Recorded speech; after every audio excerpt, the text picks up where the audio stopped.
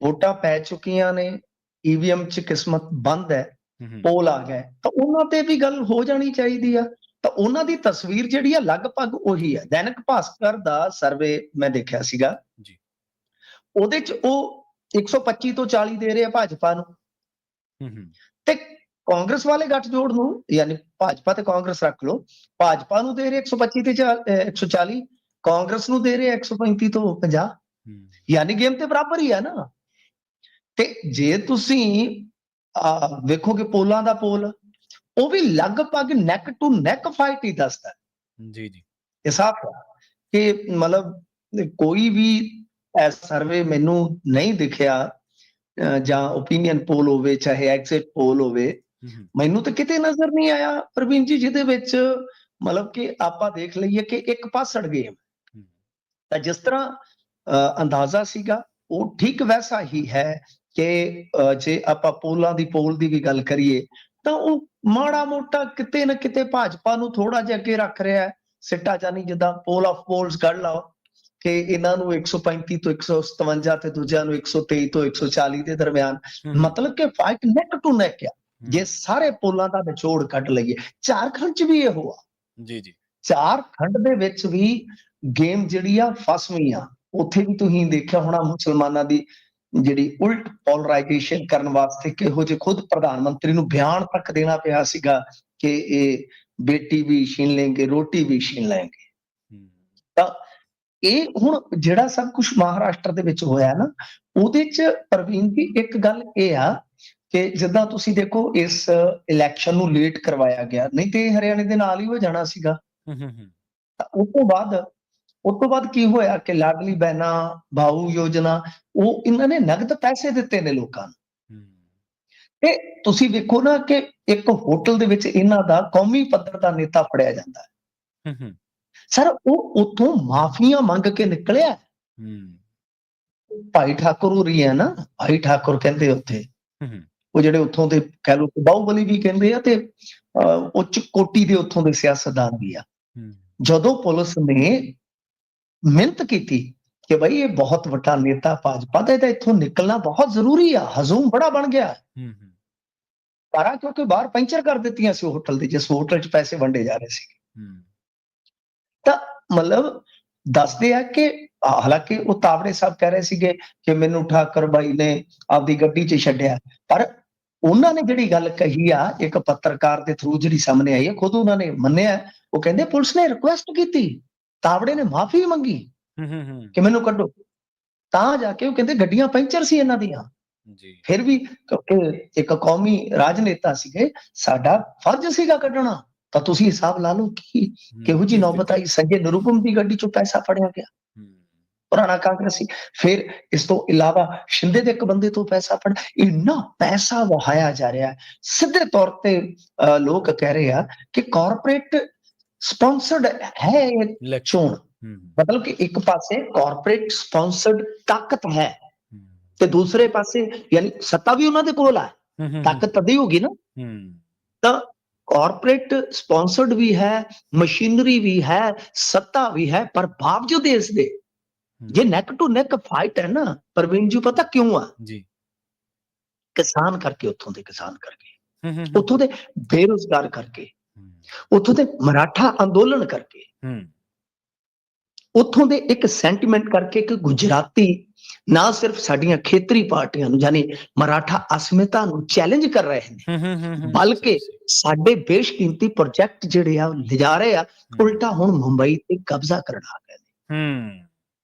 ਤਾਂ ਮਤਲਬ ਕਿ ਇਸ ਕਰਕੇ ਜੇ ਤੁਸੀਂ ਆਖੋ ਨਾ ਕਿ ਇਹਨਾਂ ਦੀ ਸਟ੍ਰੈਟਜੀ ਬਹੁਤ ਵਧੀਆ ਜੀ, ਇਹਨਾਂ ਨੇ ਵੀ ਬਰੋਬਰ ਪੈਸਾ ਬਹੁਤ ਲਾਇਆ, ਨਹੀਂ, ਮੈਂ ਐਸਾ ਨਹੀਂ ਗਿਣਦਾ। ਕੋਈ ਮੇਰੇ ਨਾਲ ਸਹਿਮਤ ਹੋਵੇ ਜਾਂ ਨਾ ਹੋਵੇ, ਪਰ ਮੇਰਾ ਮਤ ਹੈ, ਮੇਰਾ ਆਪਣਾ ਓਪੀਨੀਅਨ ਆ ਕਿ ਇਹ ਇਲੈਕਸ਼ਨ ਜੇ ਨੈਕ ਟੂ ਨੈਕ ਗਿਆ ਹੈ ਤਾਂ ਇਹ ਲੋਕਾਂ ਦਾ ਇਲੈਕਸ਼ਨ ਬਣ ਕੇ ਗਿਆ ਹੈ। ਨਹੀਂ ਤਾਂ ਰੋਲ ਕੇ ਰੱਖ ਦਿੰਦੇ ਸਾਹਿਬ। ਜਿੱਥੇ ਇੱਕ ਪਾਸੇ ਕਾਰਪੋਰੇਟ ਜਗਤ ਦਾ ਜਾਇੰਟ ਖੜਾ ਹੈ, ਜਿੱਥੇ ਮਤਲਬ ਕਿ ਮੁੰਬਈ 'ਚ ਉਹ ਵੜ ਚੁੱਕਾ ਹੈ, ਜਿੱਥੇ ਧਨ ਤੇ ਗਨ ਜਿਹੜਾ ਉਹ ਉੱਥੇ ਕੰਮ ਕਰ ਰਿਹਾ ਉਹਦੇ ਵਾਸਤੇ, ਤਾਂ ਮਤਲਬ ਕਿ ਜੇ ਉਹ ਨੈਕ ਟੂ ਨੈਕ ਹੈ ਨਾ, ਉਹ ਸਿਰਫ ਐਸੇ ਕਰਕੇ ਆ ਕਿ ਲੋਕ ਜਿਹੜੇ ਆ ਉਹ ਉਲਟ ਹੋਏ ਪਏ ਆ। ਬਾਕੀ ਗੱਲ ਜਿਹੜੀ ਆ ਮਾਮੂਲੀ ਜੇ ਫਰਕ ਦੀ ਆ, ਵੋਟ ਪਰਸੈਂਟ ਮਾੜਾ ਮੋਟਾ ਇੱਧਰ ਉੱਧਰ ਹੋ ਗਿਆ ਤੇ ਸੀਟਾਂ ਦਾ ਫਰਕ ਪੈ ਜਾਏਗਾ। ਪਰ ਇਹ ਮੈਂ ਤੁਹਾਨੂੰ ਜਦੋਂ ਵੀ ਮਹਾਰਾਸ਼ਟਰ ਦੀ ਗੱਲ ਚੱਲੀ ਆ, ਹਮੇਸ਼ਾ ਕਿਹਾ ਕਿ ਉੱਥੇ ਫਾਈਟ ਜਿਹੜੀ ਫਸਵੀਂ ਨਜ਼ਰ ਆ ਰਹੀ ਆ। ਤਾਂ ਇੱਥੇ ਵਾਕਿਆ ਫਸਵੀਂ ਫਾਈਟ ਹੈ। ਪੋਲਾਂ ਦਾ ਜੇ ਪੋਲ ਦੇਖੀਏ ਤਾਂ ਉਹ ਵੀ ਇਹੋ ਹੀ ਇਸ਼ਾਰਾ ਕਰਦਾ ਕਿ ਮਾਮਲਾ ਜੀ ਜਿਹੜਾ ਹੈ ਉਹ ਐਨ ਕਹਿ ਲਓ ਕਿ ਫਸਿਆ ਪਿਆ, ਬਿੱਲਾ ਤੰਦੂਰ 'ਚ ਫਸ ਗਿਆ। ਜੀ ਬਿਲਕੁਲ, ਬਿਲਕੁਲ। ਨਹੀਂ ਦੇਖੋ, ਇੱਥੇ ਜਿਹੜਾ ਇਹਨਾਂ ਦੇ ਵਿੱਚ ਖੇਤਰਵਾਦ ਆ ਨਾ, ਜਿਹੜੀ ਉਹ ਇਲਾਕੇ ਦੀ ਭਾਵਨਾ ਹੁੰਦੀ ਆ, ਉਹ ਬਹੁਤ ਹੈ ਇਹਨਾਂ ਲੋਕਾਂ ਦੇ ਵਿੱਚ, ਮਹਾਰਾਸ਼ਟਰ ਦੇ ਵਿੱਚ। ਤੇ ਲੰਘੇ ਦਿਨੀ ਮਿੰਟ ਵੀ ਤੁਸੀਂ ਉਹ ਵੀ ਜ਼ਿਕਰ ਕੀਤਾ ਸੀਗਾ ਅਦਾਨੀ ਦਾ ਇੱਕ ਮੀਟਿੰਗ ਦੇ ਵਿੱਚ ਬੈਠਣ ਦਾ, ਉਸ ਕਰਕੇ ਵੀ ਇਹ ਲੋਕ ਬਹੁਤ ਖਾਰ ਖਾਂਦੇ। ਖਾਰ ਤਾਂ ਮਤਲਬ ਕੀ ਉਸ ਨੂੰ ਸਿਆਸੀ ਇਤਰਾਜ਼ ਦੇ ਤੌਰ ਤੇ ਗਿਣਦੇ ਆ? ਨਹੀਂ, ਮੈਂ ਉਹੀ ਕਹਿ ਰਿਹਾ ਨਾ ਕਿ ਕਾਰਪੋਰੇਟ ਤਾਕਤ ਨੂੰ ਦੇਖ ਰਹੇ ਨੇ ਕਿ ਮੁੰਬਈ ਦੇ ਵਿੱਚ ਵੜ ਗਏ। ਇਹਦੇ ਵਿੱਚ ਧਾਰਾਵੀ ਦਾ ਵੀ ਚਲੇ ਜਾਣਾ ਨਾ, ਧਾਰਾਵੀ ਦੀ ਬੇਸ਼ਕੀਮਤੀ ਜ਼ਮੀਨ ਅਡਾਨੀ ਨੂੰ ਦੇ ਦਿੱਤੀ ਗਈ। ਜੀ ਜੀ ਬਿਲਕੁਲ। ਬਾਬਾ ਸਦੀਕੀ ਦਾ ਕਤਲ, ਇਹ ਸਾਰੀਆਂ ਚੀਜ਼ਾਂ ਜੁੜਦੀਆਂ ਨੇ ਆਪੋ ਵਿੱਚ ਦੀ ਸਭ। ਜੀ। ਤਾਂ ਇਸ ਕਰਕੇ ਮਤਲਬ ਕਿ ਉਹ ਸੈਂਟੀਮੈਂਟ ਹੀ ਜਿਹੜਾ ਹੈ ਨਾ ਉਹ ਲੜ ਰਿਹਾ ਹੈ। ਤੇ ਮਰਾਠਿਆਂ ਦਾ ਲੜਨ ਦਾ ਇੱਕ ਆਪਣਾ ਇਤਿਹਾਸ ਵੀ ਹੈ। ਜੀ। ਤੇ ਹੁਣ ਪੰਜਾਬ ਦੀਆਂ ਜ਼ਿਮਨੀ ਚੋਣਾਂ ਦੀ ਗੱਲ ਕਰ ਲਈਏ, ਗਿੱਦੜਬਾਹਾ ਦੇ ਵਿੱਚ ਕਹਿੰਦੇ ਬੰਪਰ ਵੋਟਿੰਗ ਹੋਈ ਹੈ ਜੀ। ਦੇਖੋ ਪ੍ਰਵੀਨ ਜੀ, ਗਿੱਦੜਬਾਹੇ ਦੇ ਮਾਮਲੇ 'ਚ ਆਪਾਂ ਕੱਲ ਵੀ ਗੱਲ ਕੀਤੀ ਸੀ, ਤਾਂ ਮੈਨੂੰ ਡਿੰਪੀ ਅਪਰ ਹੈਂਡ ਲੱਗਿਆ ਸੀਗਾ ਜੀ ਪਿਛਲੇ 2-4 ਦਿਨਾਂ ਤੋਂ। ਤਾਂ ਜੇ ਉੱਥੇ ਤੁਸੀਂ ਦੇਖੋਗੇ ਜਿਸ ਹਿਸਾਬ ਦੀ ਵੋਟਿੰਗ ਹੋਈ ਹੈ ਸਾਹਿਬ, ਲਗਭਗ 81%। ਇਹ ਇੱਕ ਅੱਜ ਦੇ ਦੌਰ ਦੇ ਵਿੱਚ ਮੇਰੇ ਖਿਆਲ ਦੇ ਨਾਲ ਪ੍ਰਵੀਨ ਜੀ ਰਿਕਾਰਡ ਹੈ। ਰਿਕਾਰਡ ਹੀ ਹੈ। ਜਦੋਂ ਆਮ ਇਲੈਕਸ਼ਨ ਜਿਹੜਾ ਹੈ ਉਹ 60-70 ਤੇ ਰਹਿ ਜਾਂਦਾ ਐਵਰੇਜ, ਜਦੋਂ ਮਤਲਬ ਕਿ ਇਸ ਜ਼ਿਲ੍ਹੇ ਦੀ ਵੀ ਗੱਲ ਕਰੋਗੇ, ਮੁਕਤਸਰ ਜ਼ਿਲ੍ਹੇ ਦੀ, ਤੇ ਤਦ ਵੀ ਉਹ ਇੰਨੇ ਕੁ ਤੱਕ ਹੀ, ਕੋਈ ਹਲਕਾ ਭਾਵੇਂ ਜਾਂਦਾ ਹੋਵੇ। ਪਰ ਜ਼ਿਮਨੀ ਚੋਣ 'ਚ ਯਾਨੀ ਜੇ 81% ਤੱਕ ਚਲੇ ਗਿਆ ਹੈ, ਓਵਰਆਲ ਤਾਂ ਮੇਰੇ ਖਿਆਲ ਦੇ ਨਾਲ 63% ਗਿਆ ਨਾ। ਹਾਂਜੀ, 63 ਜਿਹੜਾ ਪੋਲ ਹੈ 63% ਗਿਆ।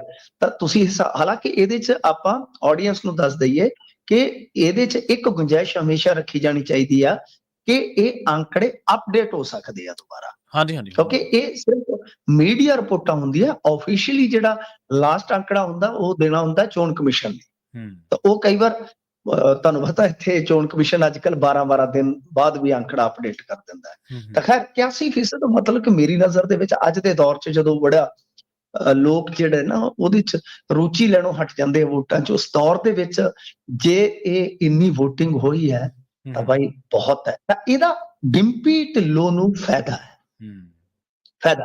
ਇਹਦੇ 'ਚ ਕੋਈ ਸ਼ੱਕ ਨਹੀਂ, ਕੋਈ ਦੋ ਰਾਏ ਨਹੀਂ ਹੈ, ਕਿਉਂਕਿ ਜੇ ਇੰਨਾ ਵੋਟਰ ਨਿਕਲਿਆ ਤਾਂ ਡੈਫੀਨਿਟਲੀ ਉਹਦਾ ਫਾਇਦਾ ਡਿੰਪੀ ਢਿੱਲੋਂ ਨੂੰ ਮਿਲ ਸਕਦਾ ਹੈ।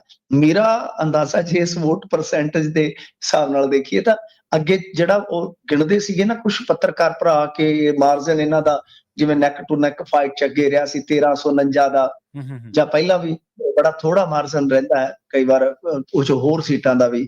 ਤਾਂ ਬਈ ਐਤਕੀ ਵੀ ਏਦਾਂ, ਮੇਰਾ ਮੰਨਣਾ ਇਸ ਤੋਂ ਉਲਟ ਆ ਕਿ ਜਿੱਤ ਹਾਰ ਦਾ ਫਰਕ ਐਤਕੀ 5 ਤੋਂ 10,000 ਤੱਕ ਦਾ ਵੀ ਜਾ ਸਕਦਾ ਹੈ। ਮੇਰਾ ਆਪਣਾ ਇੱਕ ਵਿਅਕਤੀਗਤ ਅੰਦਾਜ਼ਾ ਹੈ। ਇਹਦੇ 'ਚ ਸਾਡੀ ਟੀਮ ਦਾ ਕੋਈ ਸਰਵੇ ਨਹੀਂ ਹੈ ਜਾਂ ਕੋਈ ਕਿਸੇ ਹੋਰ ਦੀ ਰਾਏ ਨਹੀਂ ਹੈ, ਇਹ ਮੇਰਾ ਆਪਣਾ ਵਿਅਕਤੀਗਤ ਹੈ, ਅੰਦਾਜ਼ਾ ਹੈ ਜਿਹੜਾ ਗਿੱਦੜਬਾਹੇ ਦੇ ਮੈਂ ਵੋਟ ਪਰਸੈਂਟੇਜ ਤੋਂ ਲੈਣਾ ਮੋਟੇ ਤੌਰ ਤੇ ਕਿ ਜਿੱਤ ਹਾਰ ਦਾ ਮਾਰਜਨ ਇੰਨਾ ਰਹਿ ਸਕਦਾ ਹੈ। ਬਰਨਾਲੇ ਦੇ ਵਿੱਚ ਜਿਸ ਤਰ੍ਹਾਂ ਦਾ ਵੋਟ ਪਰਸੈਂਟੇਜ ਵੇਖਣ ਨੂੰ ਮਿਲਿਆ, ਮੈਨੂੰ ਲੱਗਦਾ ਕਿ ਉੱਥੇ ਮੀਤ ਹੇਰ ਵਾਸਤੇ ਸੈਡ ਖਬਰ ਹੈ। ਮੀਤ ਹੇਰ ਵਾਸਤੇ ਸੈਡ ਖਬਰ ਹੈ। ਚੱਬੇਵਾਲ ਬਿਲਕੁਲ ਘਟੀ ਆ, ਉੱਥੇ ਫਿਰ ਆਮ ਆਦਮੀ ਪਾਰਟੀ ਵਾਸਤੇ ਖੁਸ਼ਖਬਰੀ ਹੋ ਸਕਦੀ ਆ, ਹੋ ਸਕਦੀ। ਤਾਂ ਡੇਰਾ ਬਾਬਾ ਨਾਨਕ ਦੇ ਵਿੱਚ ਉੱਥੇ ਕਾਂਗਰਸ ਥੋੜਾ ਜਿਹਾ ਸੌਖਾ ਸਾਹ ਲੈ ਸਕਦੀ ਹੈ, ਕਿਉਂਕਿ ਐਨ ਮੌਕੇ ਤੇ ਜੋ ਕਿਆਮਤ ਕੀ ਰਾਤ ਟਰੱਕ ਫੜੇ ਜਾਣੇ ਜਾਂ ਕਹਿ ਲਓ ਕਿ ਕੁਝ ਥਾਂ ਤੋਂ ਉੱਥੇ ਝੜਪ ਹੋਣੀ, ਗੁੰਡਾਗਰਦੀ ਦੀਆਂ ਜਾਂ ਗੈਂਗਸਟਰਾਂ ਦੇ ਇਨਫਲੇਸ਼ਨ ਦੀਆਂ, ਇਹ ਜਿਹੜੀਆਂ ਖਬਰਾਂ ਸੀਗੀਆਂ ਕਿਤੇ ਨਾ ਕਿਤੇ ਕਹਿ ਲਓ ਕਿ ਮੈਨੂੰ ਲੱਗਦਾ ਕਿ ਸੁਖਜਿੰਦਰ ਰੰਧਾਵਾ ਨੂੰ ਇਹਨਾਂ ਚੀਜ਼ਾਂ ਨੇ ਥੋੜਾ ਜਿਹਾ ਫੇਰ ਮੁਕਾਬਲੇ 'ਚ ਮੋੜ ਦਿੱਤਾ। ਤਾਂ ਮੇਰਾ ਆਪਣਾ ਮਤਲਬ ਕਿ ਇਹ ਹੈ ਅੰਦਾਜ਼ਾ ਕਿ ਵੋਟ ਪਰਸੈਂਟੇਜ ਜਿੱਥੇ ਵਧਿਆ ਉੱਥੇ ਇਹ ਨਹੀਂ ਹੈ ਕਿ ਮਤਲਬ ਕਿ ਜੇ ਦੂਜੀ ਥਾਂ ਤੇ ਉਹੀ ਵੋਟ ਪਰਸੈਂਟੇਜ ਵੱਧਦਾ ਹੈ ਤਾਂ ਉਹ ਉਸੇ ਹੀ ਪਾਰਟੀ ਨੂੰ ਫਾਇਦਾ ਦੇਵੇਗਾ, ਕਿਉਂਕਿ ਇਹ ਹਲਕਿਆਂ ਦੇ ਹਿਸਾਬ ਨਾਲ ਚੀਜ਼ਾਂ ਬਦਲ ਜਾਂਦੀਆਂ ਨੇ। ਹੁਣ ਬਰਨਾਲਾ, ਕਿਉਂਕਿ ਬਰਨਾਲਾ ਸ਼ਹਿਰੀ ਵੋਟ ਬਹੁਤ ਰੱਖਦਾ ਹੈ ਨਾ ਸਾਹਿਬ, ਬਿਲਕੁਲ। ਬਰਨਾਲਾ ਸ਼ਹਿਰੀ ਵੋਟ ਬਹੁਤ ਰੱਖਦਾ, ਗਿੱਦੜਬਾਹਾ ਤਾਂ ਕੋਈ ਵੀ ਸ਼ਹਿਰੀ ਵੋਟ ਨਹੀਂ ਰੱਖਦਾ। ਗਿੱਦੜਬਾਹਾ ਸ਼ਹਿਰ ਦੀ ਵੋਟ ਕੱਢ ਦਿਓ, ਕਿੰਨੀ ਆ, 15 ਕਿ 20,000 ਮਾਸੀ ਪੋਲ ਹੋਊਗੀ। ਬਾਕੀ ਸਾਰੀ ਵੋਟ ਪੇਂਡੂ ਹੈ। ਇਹਦਾ ਮਤਲਬ ਹੈ ਕਿ ਜਿੰਨੀ ਵੋਟ ਪੋਲ ਹੋਈ ਹੈ, ਤਾਂ ਜੇ ਪਰਸੈਂਟੇਜ ਕੱਢੀਏ ਤਾਂ ਉਹ ਤਾਂ ਪੇਂਡੂ ਵੋਟ ਤਾਂ ਉਹ ਐਦੋਂ ਵੀ ਵੱਧ ਜਾਊਗੀ। ਤਾਂ ਪੇਂਡੂ ਵੋਟ ਹੁਣ ਪਿੰਡਾਂ ਚੋਂ ਆਵਾਜ਼ ਕਿਹੜੀ ਸੀ ਜੀ, ਤਾਂ ਸਾਫ਼ ਹੈ ਨਾ, ਕਿਉਂਕਿ ਬੜਾ ਸਿੰਪਲ ਹੈ ਕਿ ਆਦਰਸ਼ ਨੂੰ ਅੱਧਾ ਵੰਡ ਦਿਓ। ਨਿਆਮੀ ਵਾਲਾ ਸੁਖਰਾਜ ਸਿੰਘ ਕੋਈ ਜ਼ਿਆਦਾ ਜਲਵਾ ਨਹੀਂ ਦਿਖਾ ਸਕੇ। ਪੰਥਕ ਵੋਟ ਜਿਹੜੀ ਸੀ ਉਹ ਵੀ ਖੁੱਸ ਗਈ ਸਰਬਜੀਤ ਸਿੰਘ ਖਾਲਸਾ ਨਾਲ, ਯਾਨੀ ਜੋ ਪੰਥਕ ਵੋਟ ਸੀ ਉਹ ਗਈ, ਉਹ ਤਾਂ ਬੂਥ ਹੀ ਨਹੀਂ ਲੱਗੇ ਬਹੁਤੇ ਥਾਵਾਂ ਤੇ। ਨਾ ਹੀ ਉਹ ਕੋਟਲੀ ਖੜਾ ਜਿਹੜਾ ਯੂਟਿਊਬਰ, ਨਾ ਹੀ ਉਹਦੀ ਕੋਈ ਹਵਾ ਬਣ ਸਕੀ।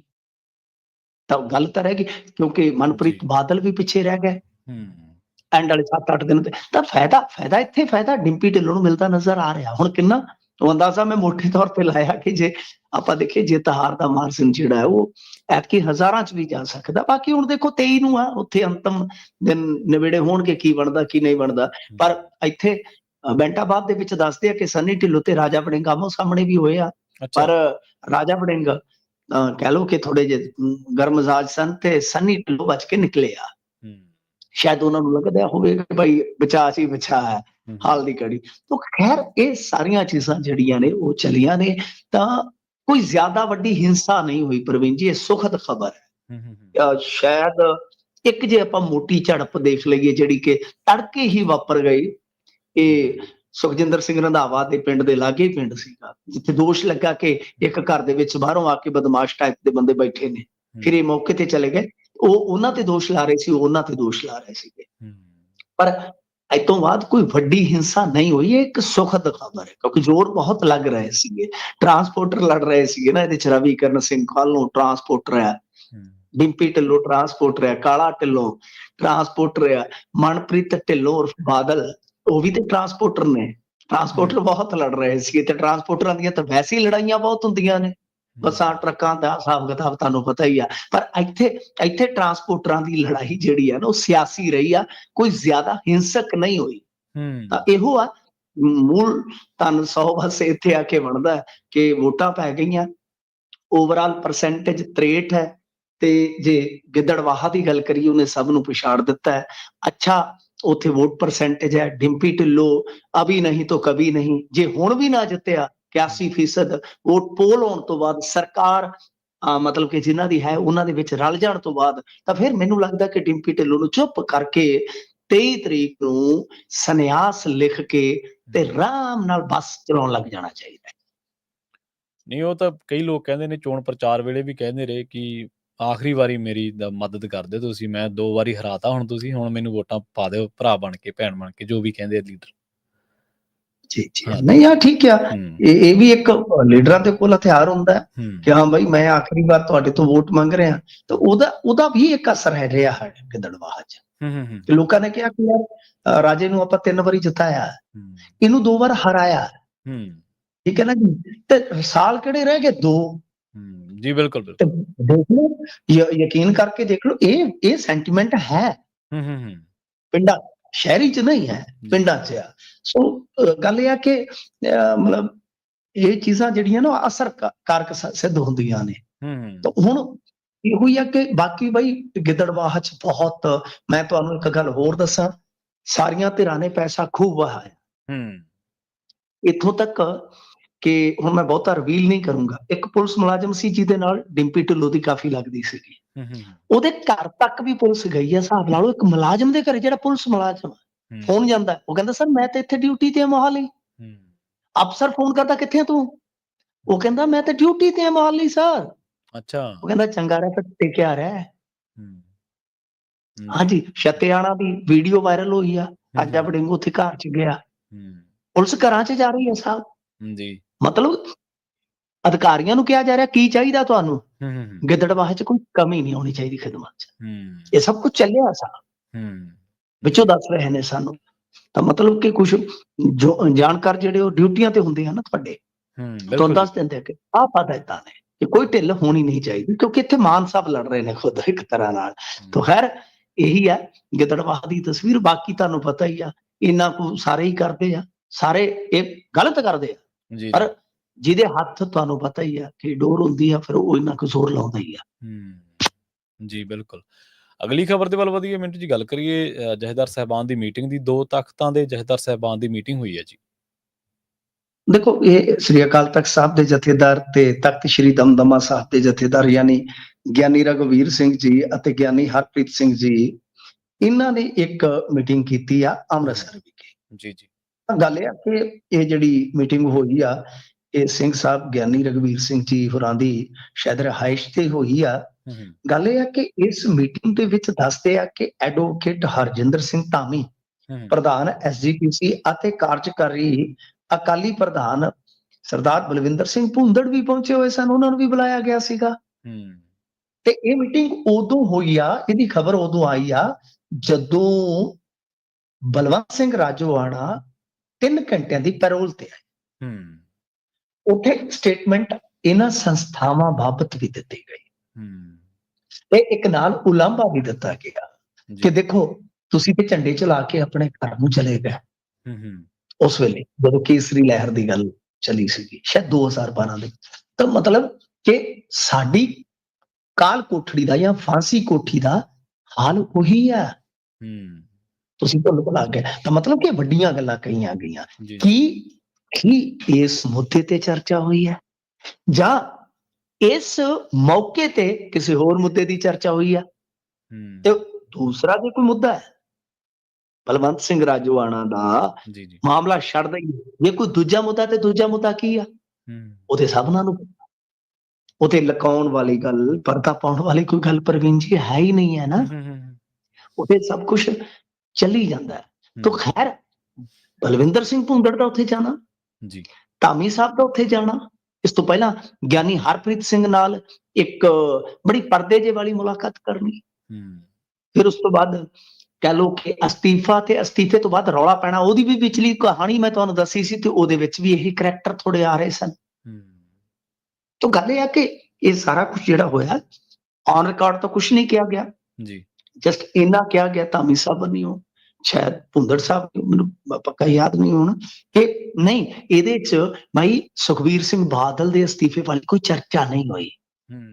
ਪਰ ਇਹ ਆਪਾਂ ਨੂੰ ਪਤਾ ਡਿਪਲੋਮੈਸੀ ਹੁੰਦੀ ਹੈ, ਸਭ ਸਿਆਸਤਦਾਨ ਅੱਜ ਕੱਲ ਧਾਰਮਿਕ ਆਗੂ ਵੀ ਥੋੜੇ ਸਿਆਸਤਦਾਨ ਹੋ ਗਏ ਆ, ਤਾਂ ਉਹ ਜੋ ਬੰਦ ਕਮਰਾ ਮੀਟਿੰਗ ਹੁੰਦੀ, ਉੱਥੇ ਜੋ ਕਹਿ ਰਹੇ ਹੁੰਦੇ ਆ, ਬਾਹਰ ਆ ਕੇ ਕਹਿੰਦੇ ਜੀ ਸਭ ਅੱਛਾ ਹੈ ਜੀ, ਸਭ ਚੰਗਾ ਹੈ ਜੀ।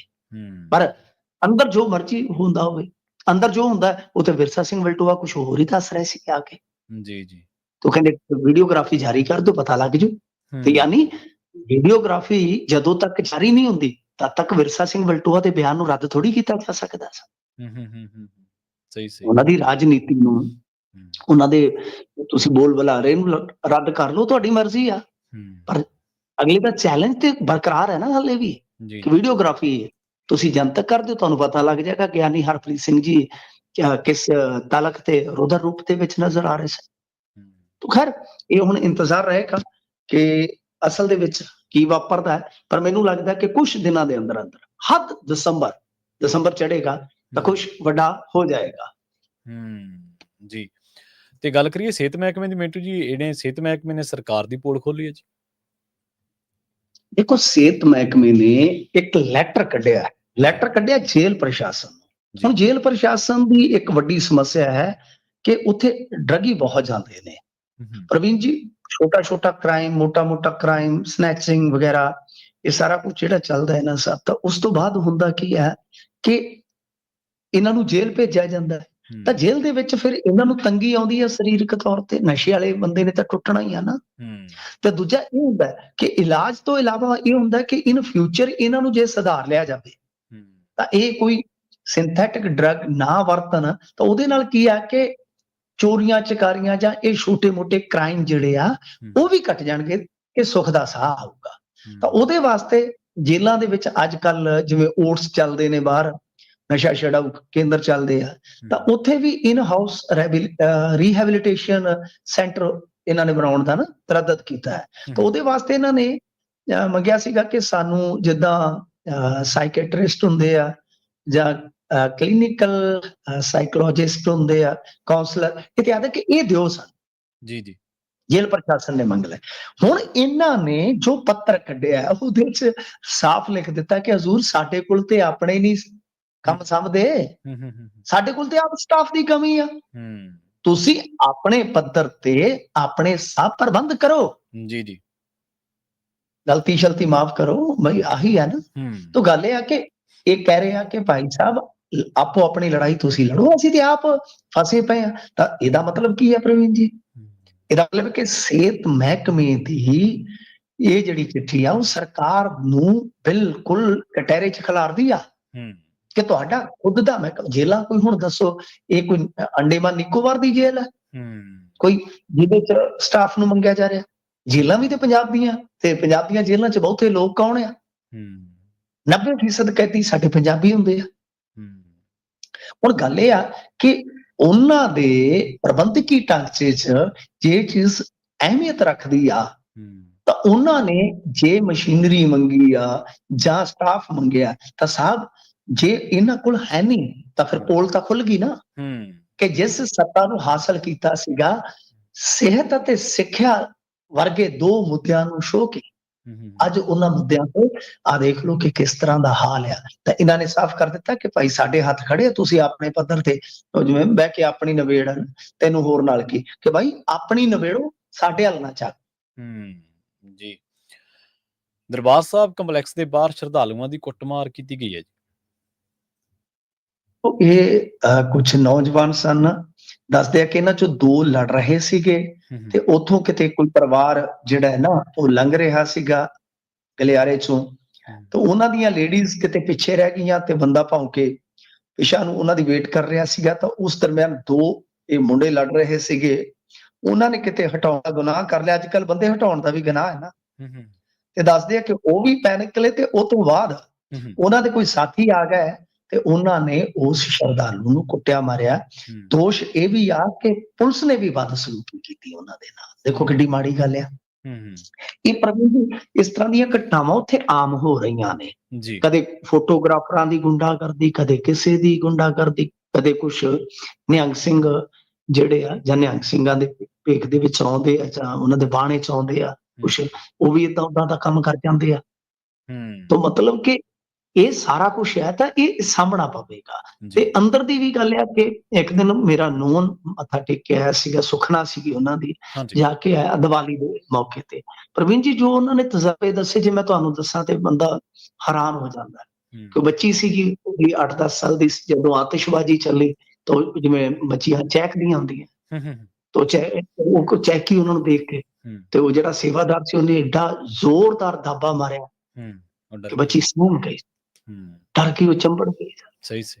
ਤੇ ਉਹ ਕਹਿੰਦਾ ਕਿ ਉਹਦੀ ਸੱਸ ਤੇ ਉਹਦੀ ਮਾਤਾ ਉੱਥੇ ਨਾਲ ਸੀ। ਤਾਂ ਕਿਤੇ ਮਾੜਾ ਜਿਹਾ ਕਈ ਵਾਰ ਹੁੰਦਾ ਨਹੀਂ, ਆਪਣੀਆਂ ਜਿਹੜੀਆਂ ਮਾਈਆਂ ਹੁੰਦੀਆਂ ਤਾਂ ਉਹਨਾਂ ਦਾ ਦੁਪੱਟਾ ਸਿਰ ਤੋਂ ਥੋੜਾ ਜਿਹਾ ਪਿਛਾਂਹ ਚਲਾ ਜਾਂਦਾ। ਤਾਂ ਇੱਕ ਆ ਕੇ ਕਹਿੰਦਾ ਸਿਰ ਚੰਗੀ ਤਰ੍ਹਾਂ ਢੱਕੋ ਨਹੀਂ ਤਾਂ ਗਾਟਾ ਲਾ ਦਿਆਂਗਾ। ਲਓ ਦੱਸੋ। ਜੀ। ਹਾਂਜੀ, ਇਸ ਤਰ੍ਹਾਂ ਦੀ ਵਰਡਿੰਗ ਦੱਸੀ ਮੈਨੂੰ ਖੁਦ ਬੰਦੇ ਨੇ ਵੀ ਯਾਰ ਆਹ ਕੁਛ ਮੈਂ ਤਾਂ ਨਹੀਂ ਆਪਣੀ ਜ਼ਿੰਦਗੀ, ਆਹ ਵਰਡਿੰਗ ਦੱਸੀ ਉਹਨੇ ਕਿ ਮੈਂ ਤੇ ਇਹ ਤੋਂ ਬਾਅਦ ਨਹੀਂ ਜ਼ਿੰਦਗੀ 'ਚ ਜਾਵਾਂਗਾ। ਜੀ। ਮੈਂ ਤੇ ਮਤਲਬ ਕਿ ਬੀਬੀਆਂ ਨੂੰ ਪੱਕਾ ਕੀਤਾ ਵੀ ਭਾਈ ਵੇਖਿਓ ਕਿਤੇ ਬੋਲਣ ਦੀ ਲੋੜ ਨਹੀਂ, ਆਪਦੇ ਸਿਰ ਢੱਕ ਕੇ ਰੱਖੋ। ਮਤਲਬ ਕਿ ਠੀਕ ਆ, ਕਹਿਣਾ ਚਾਹੀਦਾ, ਪਰ ਅੰਦਰ ਇਸ ਤਰ੍ਹਾਂ ਦਾ ਕੰਮ ਚੱਲਦਾ ਤੇ ਬਾਹਰ ਜਿਹੜੇ ਇਸ ਤਰ੍ਹਾਂ ਦੀ ਗੁੰਡਾਗਰਦੀ ਕਰੀ ਜਾਂਦੇ ਉਹਨਾਂ ਨੂੰ ਤੁਸੀਂ ਰੋਕ ਨਹੀਂ ਰਹੇ। ਇਹ ਸਵਾਲ ਤਾਂ ਬਣਦਾ ਹੈ ਨਾ, ਇੰਨਾ ਪ੍ਰਬੰਧ ਐਸਜੀਪੀਸੀ ਦਾ। ਸੋ ਗੱਲ ਠੀਕ ਆ, ਅੰਦਰ ਮਰਿਆਦਾ ਲਾਗੂ ਕਰਵਾਉਣ ਦਾ ਹੱਕ ਹੈ, ਮੈਂ ਉਹਦੇ ਤੋਂ ਕੋਈ ਕਿੰਤੂ ਪਰੰਤੂ ਕਰਕੇ ਮੁਕਰ ਨਹੀਂ ਸਕਦਾ ਕਿ ਬਈ ਠੀਕ ਹੈ। ਪਰ ਕਹਿਣ ਦਾ ਨਾ ਥੋੜਾ ਬੱਚਾ ਦੇਖੋ, ਬਜ਼ੁਰਗ ਦੇਖੋ, ਠੀਕ ਹੈ ਨਾ ਜੀ। ਸੋ ਇਹ ਚੀਜ਼ਾਂ ਜਿਹੜੀਆਂ ਨੇ ਉਹ ਨਹੀਂ ਠੀਕ ਹੋ ਰਹੀਆਂ, ਜਿਹੜੀਆਂ ਕਿ ਕਰਨ ਦੀ ਜ਼ਰੂਰਤ ਹੈ। ਜੀ ਜੀ ਬਿਲਕੁਲ। ਮਿੰਟੂ ਜੀ, ਨਾਲ ਖਾਸ ਖਬਰਾਂ ਤੇ ਖਾਸ ਜਾਣਕਾਰੀਆਂ ਦੇ ਲਈ ਤੁਹਾਡਾ ਬਹੁਤ ਬਹੁਤ ਧੰਨਵਾਦ ਜੀ। ਜੀ। ਪ੍ਰੋਗਰਾਮ ਖਬਰ ਤੇ ਨਜ਼ਰ ਦੇ ਪਹਿਲੇ ਹਿੱਸੇ ਦੇ ਵਿੱਚ ਆਪਣੇ ਨਾਲ ਜੁੜੇ ਸਨ ਮਿੰਟੂ ਗੁਰਸਰੀਆ ਜੀ, ਜਿਨ੍ਹਾਂ ਦੇ ਨਾਲ ਆਪਾਂ ਕਈ ਅਹਿਮ ਖਬਰਾਂ ਨੂੰ ਲੈ ਕੇ ਚਰਚਾ ਕੀਤੀ ਹੈ। ਵੇਲਾ ਹੋ ਗਿਆ ਇੱਕ ਬ੍ਰੇਕ ਦੇ ਲਈ ਰੁਕਣ ਦਾ। ਖਬਰਾਂ ਹਾਲੇ ਹੋਰ ਵੀ ਨੇ ਜਿਨ੍ਹਾਂ ਉੱਤੇ ਆਪਾਂ ਚਰਚਾ ਕਰਾਂਗੇ, ਗੱਲਬਾਤ ਕਰਾਂਗੇ। ਜੁੜੇ ਰਹੋ ਪੰਜਾਬੀ ਰੇਡੀਓ ਇਸੇ ਦੇ ਨਾਲ। ਜਲਦ ਵਾਪਸੀ ਇੱਕ ਸ਼ਾਰਟ ਬ੍ਰੇਕ ਤੋਂ ਬਾਅਦ।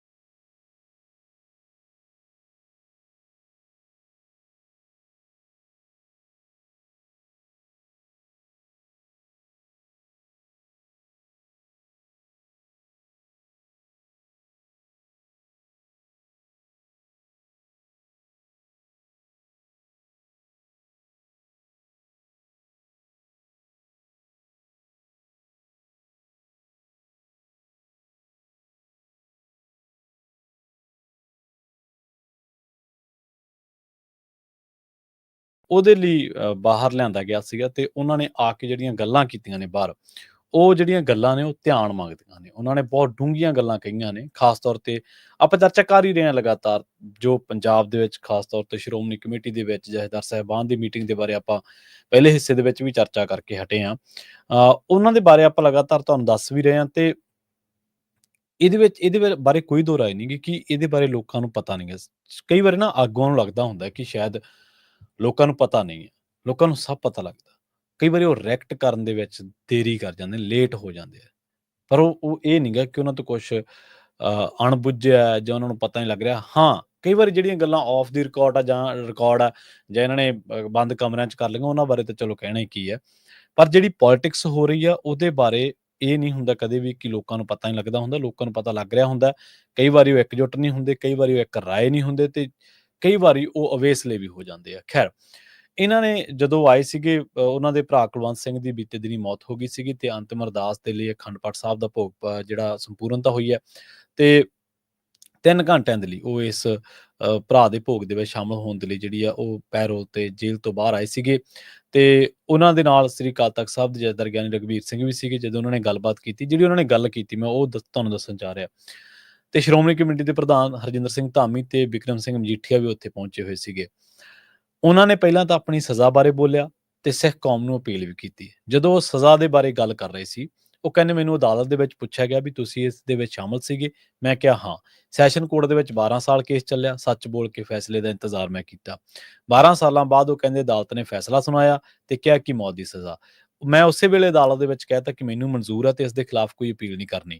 ਹਾਈ ਕੋਰਟ ਨੇ ਵੀ ਸਜ਼ਾ ਦੀ ਤਸਦੀਕ ਕੀਤੀ ਤੇ ਮੇਰੇ ਡੈਥ ਵਾਰੰਟ ਆਏ, ਪਰ ਸਮੁੱਚੇ ਖਾਲਸਾ ਪੰਥ ਨੇ ਝੰਡਾ ਲਹਿਰਾ ਕੇ ਉਸ ਸਜ਼ਾ ਨੂੰ ਤਾਂ ਰੋਕ ਦਿੱਤਾ, ਪਰ ਸਾਡੇ ਹਾਲਾਤਾਂ ਦੇ ਵਿੱਚ ਕੋਈ ਫਰਕ ਨਹੀਂ ਆਇਆ। ਸਾਡੀ ਫਾਂਸੀ ਦੀ ਚੱਕੀ ਦੇ ਹਾਲਾਤ ਨਹੀਂ ਬਦਲੇ। 18 ਸਾਲ ਹੋ ਗਏ ਉਹ ਕਹਿੰਦੇ ਮੈਨੂੰ ਬੈਠੇ ਨੂੰ। ਫਾਂਸੀ ਦੀ ਚੱਕੀ ਦੇ ਵਿੱਚ ਬੈਠਾ ਮੈਂ ਆਪਣੇ ਫੈਸਲੇ ਦੀ ਉਡੀਕ ਕਰ ਰਿਹਾ ਤੇ ਇਹ ਬੇਇਨਸਾਫੀ ਵੀ ਉਹ ਮਿੱਥ ਕੇ ਕਰ ਰਹੇ ਨੇ। ਤੇ ਉਹਨਾਂ ਨੇ ਕਿਹਾ ਕਿ ਸਾਡੀਆਂ ਸੰਸਥਾਵਾਂ ਕਮਜ਼ੋਰ ਹੋਈਆਂ ਪਈਆਂ ਨੇ, ਸਾਨੂੰ ਆਪਣੀਆਂ ਸੰਸਥਾਵਾਂ ਨੂੰ ਮਜ਼ਬੂਤ ਕਰਨ ਦੀ ਲੋੜ ਆ। ਸਾਰੇ ਇਕਜੁੱਟ ਹੋਵੋ। ਸ਼੍ਰੋਮਣੀ ਕਮੇਟੀ ਸਾਡੀ ਸਿਰਮੌਰ ਸੰਸਥਾ, ਜੇ ਇਹ ਨਾ ਹੁੰਦੀ ਤਾਂ ਮੈਂ ਇੱਥੇ ਨਾ ਹੁੰਦਾ। ਮੈਂ ਬੇਨਤੀ ਕਰਦਾ ਕਿ ਦੁਸ਼ਮਣ ਤੋਂ ਬਚੋ, ਦੁਸ਼ਮਣ ਅਦ੍ਰਿਸ਼ ਹੈ, ਸਾਡੇ ਵਿੱਚ ਹੀ ਕਿਤੇ ਬੈਠਾ ਹੈ। ਇਸ ਲਈ ਮੈਂ ਅਪੀਲ ਕਰਦਾ ਕਿ ਸਾਡੀਆਂ ਸੰਸਥਾਵਾਂ ਸ਼੍ਰੋਮਣੀ ਕਮੇਟੀ ਨੂੰ ਤਾਕਤਵਰ ਬਣਾਓ, ਤਾਂ ਹੀ ਅਸੀਂ ਸੁਰੱਖਿਅਤ ਰਵਾਂਗੇ।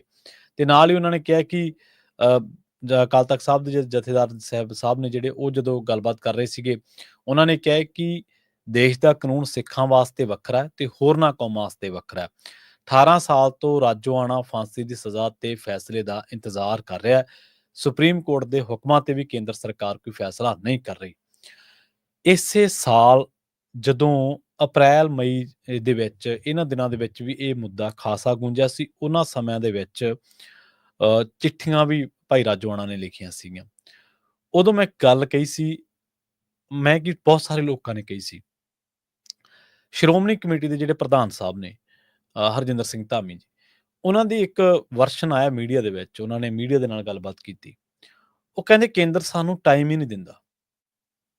ਤੇ ਉਦੋਂ ਆਪਾਂ ਜਦੋਂ ਉਹਨਾਂ ਨੇ ਗੱਲ ਬਾਹਰ ਆ ਕੇ ਕਹੀ ਜਾਂ ਦੱਸੀ ਜਾਂ ਜਦੋਂ ਵੀ ਇਹ ਗੱਲ ਤੁਰੀ, ਜਦੋਂ ਨੂੰ ਆਪਣੇ ਤੱਕ ਪਹੁੰਚੀ, ਤਾਂ ਉਸ ਪ੍ਰੋਗਰਾਮ ਦੇ ਖਬਰ ਤੇ ਨਜ਼ਰ ਦੇ ਅਖੀਰਲੇ ਹਿੱਸੇ ਦੇ ਵਿੱਚ ਮੈਨੂੰ ਚੰਗੀ ਤਰ੍ਹਾਂ ਯਾਦ ਹੈ, ਆਪਾਂ ਇਹ ਚਰਚਾ ਕੀਤੀ ਸੀ ਅਖੀਰਲੇ ਮਿੰਟਾਂ ਦੇ ਵਿੱਚ ਕਿ ਸ਼੍ਰੋਮਣੀ ਗੁਰਦੁਆਰਾ ਪ੍ਰਬੰਧਕ ਕਮੇਟੀ ਜਿਹਦੇ ਪ੍ਰਧਾਨ ਸਾਹਿਬ ਨੂੰ ਕੇਂਦਰ ਦਾ ਗ੍ਰਹਿ ਮੰਤਰੀ ਜਾਂ ਕੇਂਦਰ ਦਾ ਕੋਈ ਵੀ ਮੰਤਰੀ ਉੱਠ ਕੇ ਮਿਲਦਾ ਸੀਗਾ, ਆਪਦੀ ਕੁਰਸੀ ਤੋਂ ਉੱਠ ਕੇ ਮਿਲਦਾ ਸੀਗਾ। ਅੱਜ ਉਹਨਾਂ ਕਮੇਟੀਆਂ ਨੂੰ, ਉਹਨਾਂ ਦੇ ਕਮੇਟੀਆਂ ਦੇ ਪ੍ਰਧਾਨਾਂ ਨੂੰ ਸਮਾਂ ਵੀ ਨਹੀਂ ਦਿੱਤਾ ਜਾ ਰਿਹਾ। ਇੱਕ ਪਾਸੇ ਤੁਸੀਂ ਦੇਖੋ ਕਿ ਬਿਰਤਾਂਤ ਇਹ ਘੜਿਆ ਜਾਂਦਾ ਕਿ ਅਸੀਂ ਜਿਹੜੇ ਮੋਦੀ ਸਾਹਿਬ ਨੇ, ਸਿੱਖਾਂ ਦੇ ਬੜੇ ਰਹਿਨੁਮਾ ਨੇ, ਉਹ ਸਿੱਖਾਂ ਦੀ ਬੜੀ ਮਦਦ ਕਰਦੇ ਨੇ। ਉਹਨਾਂ ਨੇ ਕਰਤਾਰਪੁਰ ਸਾਹਿਬ ਦਾ ਲਾਂਘਾ ਖੁਲਾਤਾ, ਉਹਨਾਂ ਨੇ ਆਹ ਕਰਤਾ, ਉਹਨਾਂ ਨੇ ਆਹ ਕਰਤਾ, ਮਤਲਬ ਗੱਲਾਂ ਨੇ। ਪਰ ਦੂਜੇ ਪਾਸੇ ਜਿਹੜੇ ਮੁੱਦੇ ਨੇ ਅਸਲ ਦੇ ਵਿੱਚ, ਜਿਹੜੇ ਸਹੀ ਮੁੱਦੇ ਨੇ, ਬੰਦੀ ਸਿੰਘਾਂ ਦਾ ਕੋਈ ਮੁੱਦਾ ਹੈ ਜਾਂ ਹੋਰ ਕਈ ਅਹਿਮ ਮੁੱਦੇ ਨੇ, ਉਹਨਾਂ ਦੇ ਉੱਤੇ ਕੋਈ ਕੰਨ ਨਹੀਂ ਧਰਿਆ ਜਾ ਰਿਹਾ। ਤੇ ਫਿਰ ਇਹਨੂੰ ਆਪਾਂ ਕੀ ਮੰਨੀਏ ਕਿ ਵਾਕਈ ਅਸਲ ਦੇ ਵਿੱਚ ਸਿੱਖਾਂ ਦੇ ਹਮਦਰਦ ਨੇ ਜਾਂ ਕਿਵੇਂ ਵੀ ਹੈ। ਦੁਨੀਆ ਭਰ ਦੇ ਇਨਸਾਫ ਪਸੰਦ ਲੋਕ, ਮਨੁੱਖਤਾਵਾਦੀ ਲੋਕ, ਇੱਥੋਂ ਤੱਕ ਕਿ ਕਈ ਮਾਮਲਿਆਂ ਦੇ ਵਿੱਚ ਆਪਾਂ ਕਾਮਰੇਡ ਭਰਾਵਾਂ ਦੇ ਨਾਲ, ਕਮਿਊਨਿਸਟ ਜਿਹੜੀ ਵਿਚਾਰਧਾਰਾ ਦੇ ਲੋਕ ਨੇ, ਉਹਨਾਂ ਦੇ ਨਾਲ ਸਿੱਖ ਜਿਹੜੀ ਵਿਚਾਰਧਾਰਾ ਦੇ ਲੋਕ, ਉਹਨਾਂ ਦੀ ਬਣਦੀ ਨਹੀਂ ਬਹੁਤ ਸਾਰੇ ਮਸਲਿਆਂ ਦੇ ਉੱਤੇ। ਉਹਨਾਂ ਨੇ ਵੀ ਇਹ ਗੱਲ ਕਹੀ ਹੈ ਕਿ ਜੇ ਕਹਿੰਦੇ ਨੇ ਉਹ ਅਕਸਰ ਹੀ ਉਹਨਾਂ ਦੀਆਂ ਸਟੇਜਾਂ ਤੋਂ। ਇੱਕ ਤੁਹਾਨੂੰ ਮੈਂ ਹੋਰ ਛੋਟੀ ਜਿਹੀ ਗੱਲ ਦੱਸਦਾ। ਭਾਰਤੀ ਕਿਸਾਨ ਯੂਨੀਅਨ ਏਕਤਾ ਜਿਹੜੀ ਆ ਉਹਦੇ ਕੋਕਰੀ ਕਲਾਂ ਉਹਦੇ ਪ੍ਰਧਾਨ ਨੇ, ਉਸ ਉਗਰਾਹਾਂ ਦੇ, ਸ਼ਾਇਦ ਉਗਰਾਹਾਂ ਨਹੀਂ, ਉਗਰਾਹਾਂ ਦੇ ਤਾਂ ਉਗਰਾਹਾਂ ਸਾਹਿਬ ਪ੍ਰਧਾਨ ਨੇ, ਹੋਰ ਜਥੇਬੰਦੀ ਹੈ ਭਾਰਤੀ ਕਿਰਤੀ ਕਿਸਾਨ ਯੂਨੀਅਨ ਏਕਤਾ, ਹਾਂ। ਉਹਨਾਂ ਨੇ ਉਹ ਜ਼ਿਆਦਾਤਰ ਉਹਨਾਂ ਦਾ ਜਿਹੜਾ ਝੁਕਾਅ ਜਾਂ ਉਹਨਾਂ ਦੇ ਬੰਦੇ ਨੇ ਜਿਹੜੇ ਉਹ ਖੱਬੇ ਪੱਖੀ ਵਿਚਾਰਧਾਰਾਵਾਂ ਦੇ ਲੋਕ ਨੇ, ਪਰ ਉਹਨਾਂ ਨੇ ਪੰਜਾਬ ਸਮੇਤ ਹੋਰ ਵੀ ਕਈ ਥਾਵਾਂ ਦੇ ਉੱਤੇ ਪਿਛਲੇ ਦਿਨਾਂ ਦੇ ਵਿੱਚ ਇੱਕ ਮਾਰਚ ਕੀਤਾ ਸੀ, ਰੋਸ ਮੁਜ਼ਾਹਰਾ ਕੀਤਾ ਸੀ। ਕਾਹਦੇ ਵਾਸਤੇ ਕੀਤਾ ਸੀ? ਬੰਦੀ ਸਿੰਘਾਂ ਦੀ ਰਿਹਾਈ ਵਾਸਤੇ। ਇਹੀ ਪੰਜਾਬ ਦੀ ਖੂਬਸੂਰਤੀ ਆ। ਮੈਂ ਹਮੇਸ਼ਾ ਕਹਿਣਾ ਹੁੰਦਾ ਕਿ ਪੰਜਾਬ ਦੇ ਹਿੰਦੂਆਂ ਦੇ ਘਰਾਂ ਦੇ ਵਿੱਚ ਗੁਰੂ ਗ੍ਰੰਥ ਸਾਹਿਬ ਜੀ ਦੇ ਪਾਠ ਹੁੰਦੇ ਨੇ, ਉਹਨਾਂ ਦੇ ਖੁਸ਼ੀਆਂ ਗਮੀਆਂ ਦੇ ਉੱਤੇ, ਤੇ ਇੱਥੇ ਸਿੱਖ ਬੰਦਾ ਵੀ ਜਿਹੜਾ ਉਹ ਵੀ ਜੇ ਕੋਈ ਉਹਦੇ ਰਾਸਤੇ ਦੇ ਵਿੱਚ, ਉਹਦੇ ਰਾਹ ਦੇ ਵਿੱਚ ਕੋਈ ਹੋਰ ਧਾਰਮਿਕ ਸਥਾਨ ਆ ਜਾਵੇ, ਜਾਂ ਉਹ ਹਿੰਦੂ ਭੈਣ ਭਰਾਵਾਂ ਦੇ ਜਿਹੜੇ ਤਿਉਹਾਰ ਨੇ, ਦਿਨ ਤਿਉਹਾਰ ਨੇ, ਉੱਥੇ ਸੈਲੀਬ੍ਰੇਟ ਕਰਦਾ। ਸੈਲੀਬ੍ਰੇਟ ਨਾ ਵੀ ਕਰੇ ਤਾਂ ਉਹਨਾਂ ਨੂੰ ਕਹਿੰਦਾ ਵੀ ਭਾਈ ਅੱਜ ਤੁਹਾਡਾ ਦਿਨ ਤਿਉਹਾਰ ਆ, ਤੁਹਾਨੂੰ ਮੁਬਾਰਕ। ਇਹ ਪੰਜਾਬ ਦੀ ਤਹਿਜ਼ੀਬ ਹੈ। ਇਸ ਤਰ੍ਹਾਂ ਕਿਸੇ ਮੁਸਲਮਾਨ ਭਰਾ ਦੇ ਨਾਲ ਆਪਾਂ ਕਦੇ ਕੋਈ ਮੌਬ ਲਿੰਚਿੰਗ, ਕੋਈ ਇਹੋ ਜਿਹੀ ਘਟਨਾ ਨਹੀਂ ਸੁਣੀ। ਖੈਰ, ਤਾਂ ਉਹ ਅਸਲ ਦੇ ਵਿੱਚ ਪੰਜਾਬ ਦੀ ਤਹਿਜ਼ੀਬ ਦੀ ਗੱਲ ਸੀ ਵੀ ਇੱਥੇ ਖੱਬੇ ਪੱਖੀ ਧਿਰਾਂ ਦੇ ਵਿੱਚ ਵੀ ਜਿਹੜੀਆਂ ਕਿਸਾਨ ਜਥੇਬੰਦੀਆਂ ਨੇ, ਹੈ ਤਾਂ ਉਹ ਜ਼ਿਮੀਂਦਾਰ ਹੀ ਬੰਦੇ ਨੇ, ਹੈ ਤਾਂ ਉਹ ਜੱਟ ਭਾਈਚਾਰੇ ਦੇ ਲੋਕ ਹੀ, ਕਿਰਤੀ ਲੋਕ ਨੇ, ਦਲਿਤ ਭਾਈਚਾਰੇ ਦੇ, ਮਜ਼ਦੂਰ ਭਾਈਚਾਰੇ ਦੇ ਲੋਕ ਨੇ, ਤੇ ਧਾਰਾ ਉਹਨਾਂ ਦੀ ਕੋਈ ਵੀ ਹੋ ਸਕਦੀ ਹੈ, ਪਰ ਉਹਨਾਂ ਨੇ ਗੱਲ ਕੀਤੀ। ਇਹ ਕਹਿਣ ਤੋਂ ਭਾਵ ਹੈ ਕਿ ਜਿਸ ਔਰ ਲੰਘੇ ਦਿਨੀ ਇੱਕ ਪਾਠ ਸ਼ਾਇਦ ਤੁਸੀਂ ਆਉਣ ਵਾਲੇ ਸਮੇਂ ਦੇ ਵਿੱਚ ਪੰਜਾਬੀ ਰੇਡੀਓ ਦੇ ਇੱਕ ਅਹਿਮ ਪ੍ਰੋਗਰਾਮ ਦੇ ਵਿੱਚ ਸੁਣੋਗੇ, ਸਿੱਖ ਹਿਸਟਰੀ ਦੇ ਵਿੱਚ, ਜਦੋਂ ਭਾਈ ਜਗਤਾਰ ਸਿੰਘ ਹਵਾਰਾ ਦੀ ਰਿਹਾਈ ਦੇ ਲਈ ਮੋਰਚਾ ਲੱਗਿਆ ਹੋਇਆ ਸੀ, ਤਾਂ ਉਹਨਾਂ ਦੇ ਹਵਾਰਾ ਪਿੰਡ ਦੇ ਕੁਝ ਲੋਕ ਗਏ ਉੱਥੇ। ਉਹਨਾਂ ਨੇ ਕਿਹਾ ਕਿ ਉਹ ਪੰਡਤ ਭਾਈਚਾਰੇ ਦੇ ਸੀਗੇ। ਉਹਨਾਂ ਨੇ ਕਿਹਾ ਕਿ ਜਗਤਾਰ ਸਿੰਘ ਹਵਾਰਾ ਇੱਕ ਬਹੁਤ ਹੋਣਹਾਰ ਜਵਾਨ ਸੀ। ਸਰਕਾਰਾਂ ਨੇ, ਉਹ ਜਿਹੜਾ ਉਹਨਾਂ ਦਾ ਮੁਖੀ ਸੀ ਜਥੇ ਦਾ, ਉਹ ਕਹਿੰਦੇ ਕਿ ਜਗਤਾਰ ਸਿੰਘ ਹਵਾਰਾ ਨੂੰ ਸਰਕਾਰਾਂ ਨੇ ਖਤਰਾ ਬਣਾ ਕੇ ਪੇਸ਼ ਕੀਤਾ, ਜਦ ਕਿ ਉਹ ਖਤਰਾ ਹੈ ਨਹੀਂ ਸੀ। ਲੋਕਾਂ ਦੇ ਹੌਲੀ ਹੌਲੀ ਚੀਜ਼ਾਂ ਸਮਝ ਆ ਰਹੀਆਂ ਨੇ।